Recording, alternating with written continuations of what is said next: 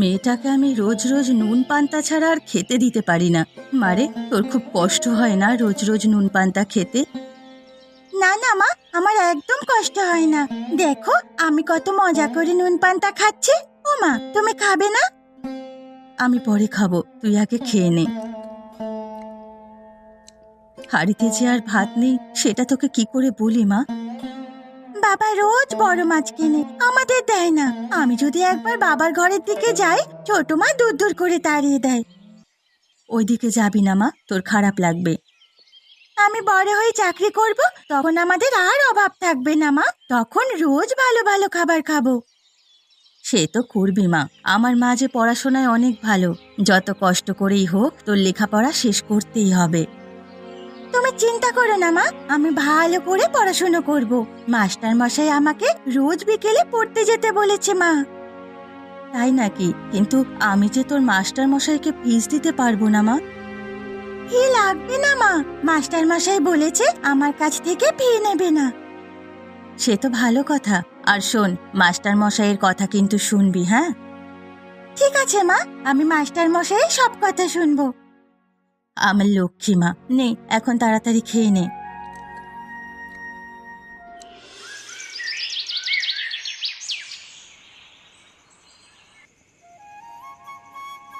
ছোট গিন্নি, তুমি যেন এই ঘরে লক্ষ্মী হয়ে এসেছো। তোমাকে বিয়ে করবার পর থেকে আমার ব্যবসায় দিন দিন উন্নতি হচ্ছে। সে আর বলতে, শোনো, আমার ছেলের জন্য একটা বাড়ি তৈরি করতে হবে। এই বাড়িটা পুরনো মডেলের। ছেলে এখন ছোট গিন্নি, ও নতুন পুরাতনের কি বোঝে। একটা বাড়ি তৈরি করতে অনেক টাকার দরকার। এই বাড়িটা তো খারাপ না। আমি এত শত বুঝি না বাপু। নতুন বাড়ি চাই আমার ছেলের জন্য, চাই চাই। আচ্ছা হবে, তুমি যখন বলছো আমি কি আর না করতে পারি? এখন বলো গিন্নি, রাতে কি রান্না করেছো? মুড়িঘণ্ট আর পটল ভাজি। ছেলেটা আমার মুড়িঘণ্ট খেতে পছন্দ করে। করবে না? তোমার হাতের রান্নায় যে জাদু আছে। থাক, এত গুণ গাইতে হবে না।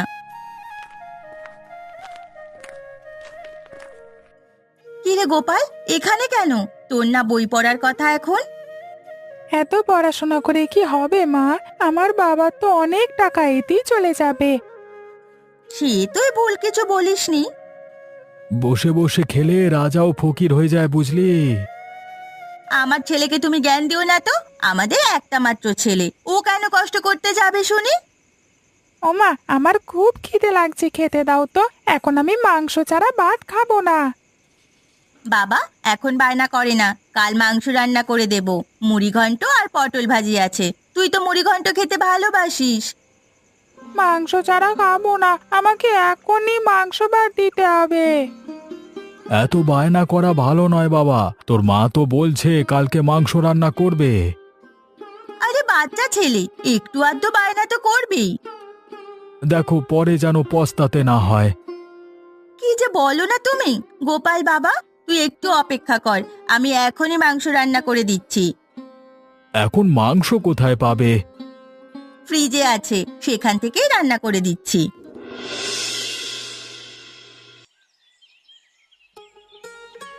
মিতুল, ভালো করে অঙ্ক কর। তোকে কিন্তু বড় অফিসার হতে হবে। তুই একদিন এই গ্রামের মুখ উজ্জ্বল করবি। আমি পুলিশ অফিসার হতে চাই মাস্টার মশাই। তুই পুলিশ হতে চাস কেন?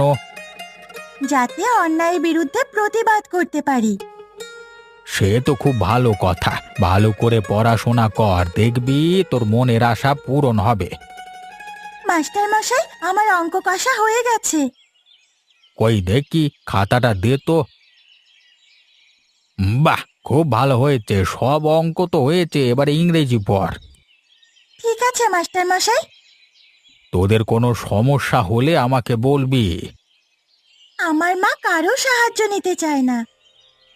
জানি রে, তোর মাকে চিনি। তোর বাবার অন্যায় তো আমরা নিজের চোখে দেখেছি, তারপরও কিছু করতে পারছি না।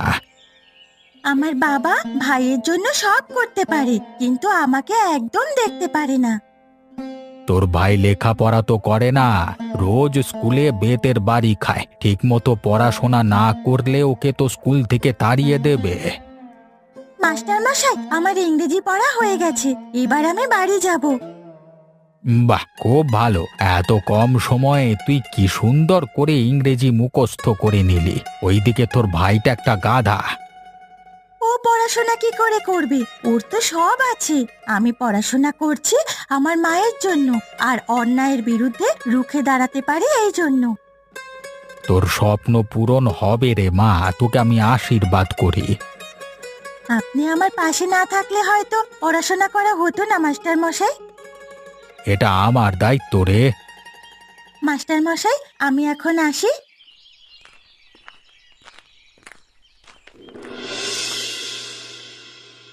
বিকাশ, বাড়িতে আছিস? এদিকে আয়, তোর ছেলের আজকে বিচার হবে। কি হয়েছে মোড়ল মশাই? তোর ছেলে পাড়ার দুষ্ট ছেলেদের সাথে মিশে আমার গাছের সব আম পেড়েছে। ছেলেকে ঠিকমতো মানুষ করতে পারিস না। মোড়ল মশাই, আপনি ভুল বলছেন।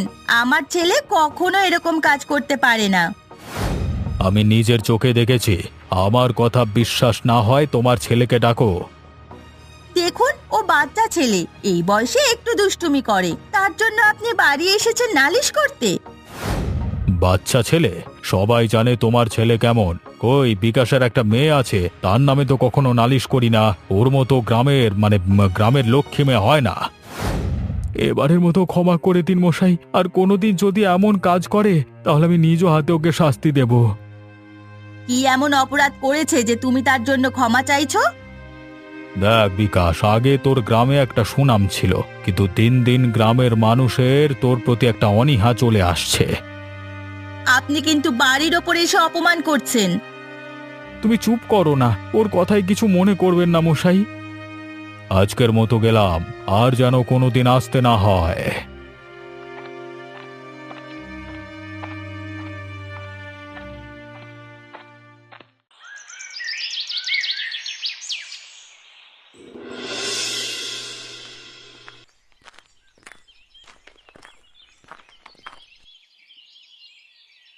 কিরে মা, তুই কাঁদতে কাঁদতে আসছিলি কেন? কি হয়েছে? স্কুলে পড়া হয়নি বুঝি? না মা, আমার পড়া হয়েছে। তুমি আমাকে স্কুলে খাওয়ার জন্য ছোলা ভাজা দিয়েছিলে, সেটা গোপাল ফেলে দিয়েছে। আমি এক জায়গায় বসে খাচ্ছিলাম, গোপাল আর তার দুই বন্ধুরা মিলে আমার ছোলা ফেলে দিয়েছে।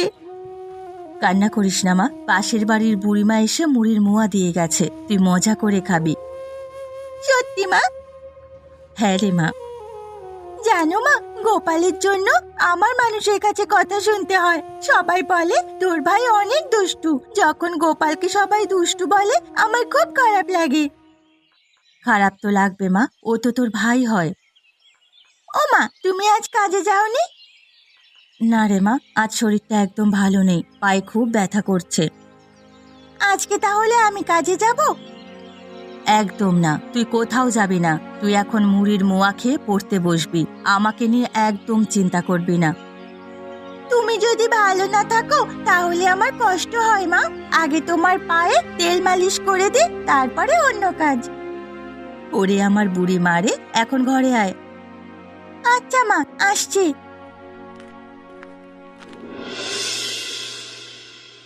এই গোপাল, এদিকে আয় বাবা, এখন মায়ের কাছে বস।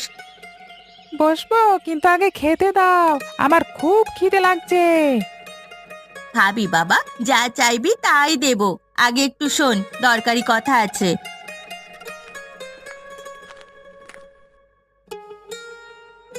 আবার কি শুরু করলে মা? তাড়াতাড়ি বলো, খিদে সহ্য হচ্ছে না। আমার পেটে খিদে থাকলে মাথা কাজ করে না। শোন, ওই ভিকিরি কমলা আর তার মেয়েকে এই গ্রাম থেকে তাড়াতে হবে। ওদের আর সহ্য হয় না। যেখানে যায় ওদের সুনাম শুনতে শুনতে কানটা ঝালাপালা করে। আচ্ছা মা, আমি মিতুলকে একদম দেখতে পারি না। কোনো একদিন ওর মাথাটা ফাটিয়ে দেব। না না, মাথা ফাটলে তোর বাবার কাছে খবর চলে যাবে। বুঝে করিস, তোর বাবাকে কিচ্ছু বুঝতে দেওয়া যাবে না। আচ্ছা মা, তাহলে বলো কি করব? আজই কাজ শুরু করতে হবে। তোর বাবা অনেক রাতে বাড়ি ফেরে, তার আগে এমন কিছু করবি যাতে ওরা নিজে থেকেই গ্রাম ছাড়ে। বুঝলাম মা, আমি পাড়ার ছেলেপিলে নিয়ে মিতুলের বই কাগজ ছিঁড়ে ফেলবো। আজকে সন্ধ্যের সময় যাব ওদের বাড়িতে। একদম ঠিক। আর শোন, কেউ যাতে কিছু টের না পায়, বুঝে শুনে কাজ করিস। মিতুলের মা কাজ করতে গেছে, কাজ করে যখন বাড়ি ফিরবে তখন রাস্তায় আমি ওই ভিখিরি মহিলাকে ধরবো আর এমন ভাবে অপমান করব যাতে 2 দিনের মধ্যেই গ্রাম ছাড়া হয়। মিতুল তো পড়াশোনায় খুব ভালো, সবাই ওকে পছন্দ করে। গ্রাম ছাড়া হলে সবাই ওদের খোঁজ করবে না? খোঁজ করলে করবে, আমরা বলবো কিছু জানি না। মিতুল বড় হয়ে যদি চাকরি করে তাহলে দেখবে একদিন এই বাড়ির ভাগ নিতে আসবে। বুঝেছি মা, ওকে তাহলে বিদায় করতেই হবে। আয় আয়, তোর জন্য মাংস ভাত গরম করে রেখেছি, খেয়ে নে, তারপর যা করার করিস। হ্যাঁ মা, আমি খেয়ে নি, তারপর যা করবার করব।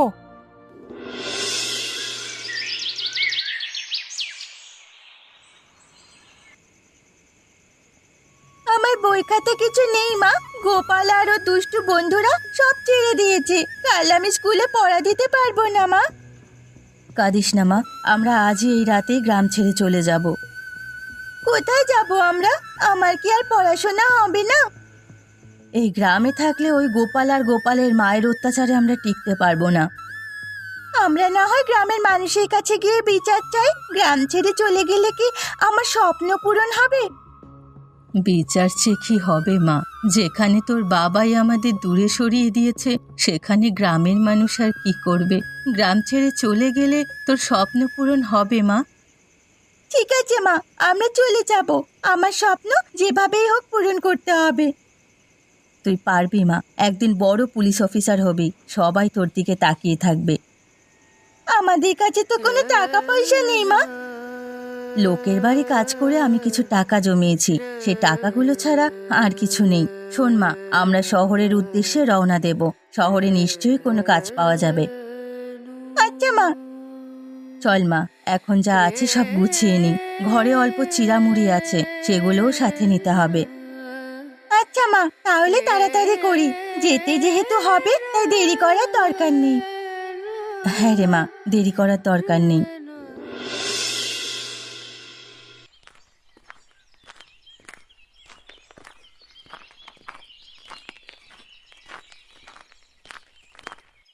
আরে বিকাশ যে, আমি তোমার বাড়ির দিকে যাচ্ছিলাম।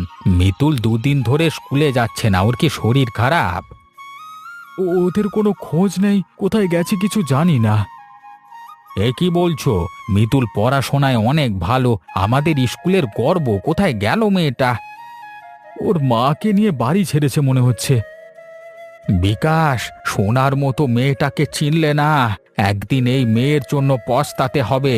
মিতুদের মাও মাটির মানুষ। আমি ওদের কিছু বলিনি, আমার জন্য তোরা গ্রাম ছেড়ে যায়নি। তুমি কি ওদের দেখো? দিনের পর দিন নুন পান্তা থাকা। ওর মা লোকের বাড়ি কাজ করে, এদিকে তুমি তোমার ছোট বউকে নিয়ে রাজার হালে থাকো। আচ্ছা, আমি ওদের খোঁজ নেব। ওদের যদি খুঁজে পাই তাহলে মিতুলের সব খরচ এখন থেকে আমি দেব। ছেলেটাকে তো মানুষ করতে পারিনি। তোমার ছেলের যন্ত্রণায় স্কুলের সবাই অতিষ্ঠ হয়ে যাচ্ছে। যে ছেলেকে তুমি মাথায় করে রাখো, দেখবে একদিন এই ছেলে তোমাকে বাড়ি ছাড়া করবে। বাচ্চা ছেলে একটু দুষ্টুমি করে। বাচ্চা ছেলে বলে কি বেয়াদপির প্রশ্রয় দিতে হবে নাকি? বিকাশ, ছেলেকে সাবধান করো, নইলে আমাদের স্কুলে রাখা পর্যন্ত সম্ভব হবে না। আমি দেখব মাস্টার মশাই, এবারের মতো ক্ষমা করে দিন। ঠিক আছে, এবারের মতো কিছু বলবো না, কিন্তু ওর বেয়াদপি চলতে থাকলে আমরা ওকে স্কুলে রাখতে পারবো না। আচ্ছা মাস্টার মশাই, আপনারা যা ভালো মনে করবেন তাই হবে। আমি ওকে সাবধান করে দেব। আচ্ছা, আমি গেলাম। আর মিতুলের কোনো খবর পেলে সাথে সাথে আমাকে জানাবে। খোঁজ পেলেই আমি জানাবো।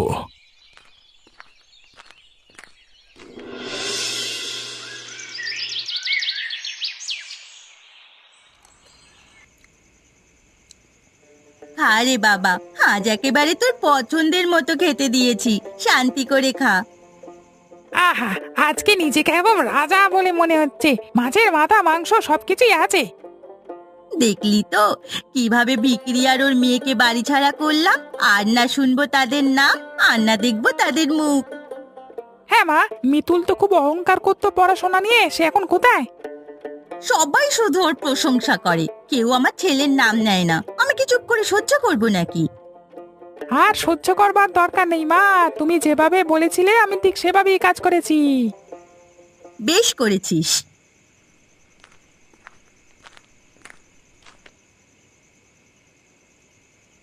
মিতুল আর মিতুলের মাকে তোমরা তাড়িয়েছো তাহলে? কে বললো তোমাকে আমরা তাড়িয়েছি? আমি সব শুনতে পেয়েছি। ছেলেকে তো মানুষ করতে পারোনি, একটা বেয়াদব বানিয়েছো। ওর নামে নালিশ শুনতে শুনতে আমার মাথা খারাপ হয়ে যাচ্ছে। কি বললে তুমি? আমার ছেলেকে তুমি বেয়াদব বললে? আমি ভুল করেছি, আমার লক্ষ্মী মেয়েটাকে অবহেলা করেছি। কোথায় যে হারিয়ে গেল মেয়েটা আমার। আমার একটু মাংস দাও তো। তোর খাওয়া আমি বের করে দিচ্ছি, এখন থেকে তোর খাওয়া বন্ধ। মাছ মাংস কিচ্ছু আর কেনা হবে না। বেয়াদব ছেলে, তোর জন্য গ্রামে আমি মুখ দেখাতে পারি না। ও মা, বাবা আমাকে কিসব বলছে দেখো না। মেয়ের জন্য দেখছি দরদ গলে পড়ছে। খবরদার বলছি, তুমি আমার ছেলেকে নিয়ে আর একটাও বাজে কথা বলবে না। তোমার জন্য ছেলেটার এই অধঃপতন, তুমি ওকে শাসন না করে প্রশ্রয় দিচ্ছ। ওই মা আর মেয়ের সাথে তোমাকেও তাড়ানো উচিত ছিল। বুঝতে পারছি, সুযোগ পেলে তোমরা আমাকেও ছাড়বে না। কোন কুক্ষণে যে আমি তোমাকে বিয়ে করতে গেছিলাম, তোমার জন্য আজকে আমি অমানুষ হয়ে গেছি। বড় বউকে খুঁজে পেলে পায়ে ধরে ক্ষমা চাইবো। তোমার দেখছি ওই ভিখিরিদের জন্য কষ্টে বুক ফেটে যাচ্ছে। যাও না, তাদের কাছেই চলে যাও। তাই যাব।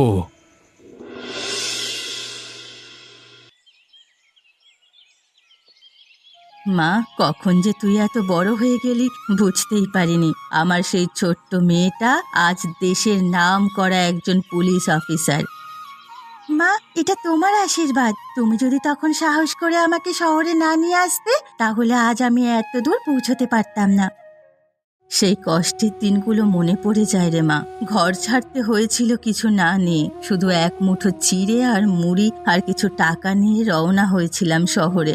দিনের পর দিন বস্তিতে থেকে লোকের বাসায় কাজ করেছি, কিন্তু তোর পড়াশোনায় কোনো ব্যাঘাত হতে দিইনি। তুমি না হলে আমি আজ কিছুই হতে পারতাম না মা। তুমি শুধু আমার মা নাও, আমার জীবনের সবচেয়ে বড় শিক্ষকও তুমি। গ্রামের মানুষজন হয়তো এখন ভাবতেও পারবে না সে ভিখিরি কমলার মেয়ে একদিন পুলিশের পোশাক পরে তাদের সামনে গিয়ে দাঁড়াবে।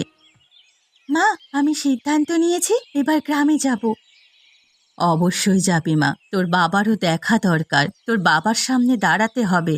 যে মেয়েকে সে কখনো মানুষ মনে করেনি, সেই মেয়ে আজ সমাজের বড় পুলিশ অফিসার। মা, আমি গ্রামে গিয়ে প্রথমে মাস্টার মশাইয়ের সাথে দেখা করব। উনি তো আমাকে সবসময় সাহস দিয়েছেন, পড়াশোনার প্রতি আগ্রহ জাগিয়েছেন। হ্যাঁ মা, মাস্টার মশাই তো তোকে নিজের সন্তানের মতো ভালোবাসতো।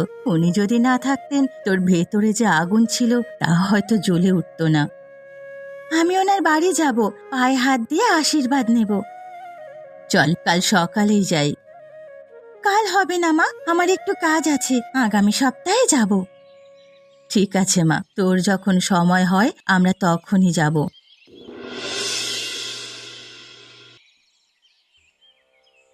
কোথায় গেলে তুমি? এদিকে এসো, আমার ওষুধটা দাও। কাশিটা খুব বেড়ে গেছে। কি হলো, আমার কথা শুনতে পাচ্ছ না?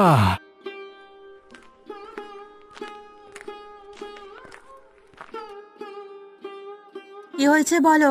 এত ডাকাডাকি করছো কেন? তোমার জন্য এক মুহূর্ত শান্তিতে থাকতে পারি না। তা পারবে কেন? পায়ের উপর পা তুলে খাচ্ছ, আবার বলো শান্তি নেই। আমি যখন থাকবো না তখন বুঝবে। তোমার সাথে বকবক করতে ভালো লাগছে না, বলো কি করতে হবে। কিচ্ছু করা লাগবে না, তুমি এখান থেকে যাও। আর কিছু করা লাগবে না যখন, তাহলে ডেকেছিলে কেন? আজকে কত বছর হলো মেয়েটাকে দেখি না। বেঁচে আছে নাকি মরে গেছে তাও জানি না। আবার শুরু হলো তোমার। তোমার মুখে কি আর কোনো কথা নেই? একই গীত গাইতে থাকো। একবার যদি কমল আর মিতুলকে দেখতে পেতাম, পাপের প্রায়শ্চিত্ত করতে পারতাম। তুমি তো ছেলেটাকে মানুষ করতে পারোনি। সব সময় তুমি আমার দোষটাই দেখো। তোমারই দোষ। ছেলেকে যদি ঠিক মতো শাসন করতে, তাহলে মানুষের মতো মানুষ হতো। দেখো, তোমার কি কিছু কম আছে নাকি? তোমার যা আছে তাতে আমার ছেলের বাকি জীবন ভালোভাবে চলে যাবে। বসে বসে খেলে এই সম্পত্তি শেষ হতে দুদিন লাগবে না। তোমার এই সব জ্ঞানের কথা আমার একদম শুনতে ভালো লাগে না। আমি গেলাম, গোপাল এসেছে, ওকে খেতে দিতে যাব।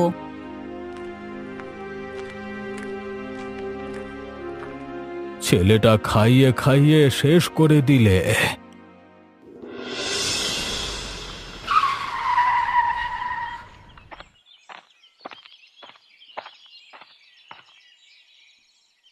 মাস্টার মশাই, কে এলো আমার বাড়ি? কে মা তুই? মাস্টার মশাই, আপনি আমাকে চিনতে পারছেন না? না মা, কে তুই? দেখে মনে হচ্ছে তুই অনেক বড় পুলিশ অফিসার। তা আমার মতো সাধারণ একজন মানুষকে পায়ে হাত দিয়ে প্রণাম করলি? আপনি তো আমার গুরু। আপনার জন্য আমি আজ একজন পুলিশ অফিসার হয়েছি। তুই কি মিতুল? হ্যাঁ মাস্টার মশাই, আমি মিতুল। আপনার আশীর্বাদে আমি এখন পুলিশ অফিসার। কোথায় ছিলি এতদিন? তোকে আমি কত খুঁজেছি। আপনার কথা আমার সব সময় মনে হতো, কিন্তু প্রতিজ্ঞা করেছিলাম পুলিশ অফিসার না হয়ে গ্রামে ফিরবো না। আমি বলেছিলাম তুই গ্রামের মুখ উজ্জ্বল করবে। আমার কথা ঠিক হলো। পড়াশোনায় কত ভালো ছিলিস, তুই তো আমাদের স্কুলের গর্ব ছিলিস। আপনি এখন আমার সাথে শহরে যাবেন। এখন থেকে আপনার সব দায়িত্ব আমার। আপনার দায়িত্ব নিতে না পারলে নিজের কাছে খুব খারাপ লাগবে। সেই বয়সে আর শহরে যাব না। তুই আমার খোঁজ খবর নিস, তাতেই হবে। সারা জীবন গ্রামের ছেলে মেয়েদের পড়িয়েছি। যতদিন বাঁচবো ছেলে মেয়েদের শিক্ষা দিয়েই যাব। এই বয়সে আপনাকে আর কষ্ট করতে হবে না। আমি আপনাকে আর কোনো কষ্ট করতে দেব না। পড়ানোর মধ্যে আমি শান্তি খুঁজে পাই। তুই এসে আমার দেখে যাবি, তাতেই আমি খুশি। ঠিক আছে, আমি এখন থেকে প্রত্যেক সপ্তাহে আপনার কাছে আসব। এতে আমি খুশি মা। মাস্টার মশাই, আমি এখন গেলাম। আপনি আমাকে আশীর্বাদ করবেন। নিশ্চয়ই মা।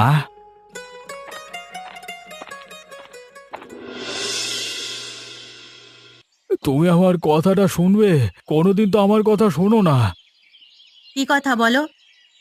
যখন কমলাকে বিয়ে করে ঘরে এনেছিলাম, আমাদের খুব অভাব ছিল।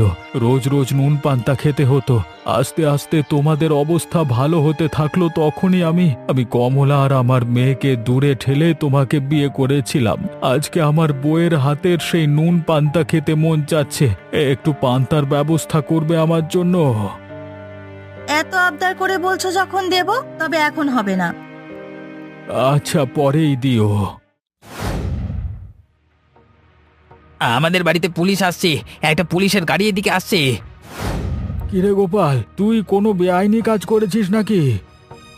আমার ছেলেটা খারাপ হতে পারে, কিন্তু পুলিশে ধরে নিয়ে যাবে এতটা খারাপ কাজও করেনি। এখনো তুমি শোধরালে না? সে একই রকম আছো। ছেলের অপরাধ আজও ঢাকার চেষ্টা করছো।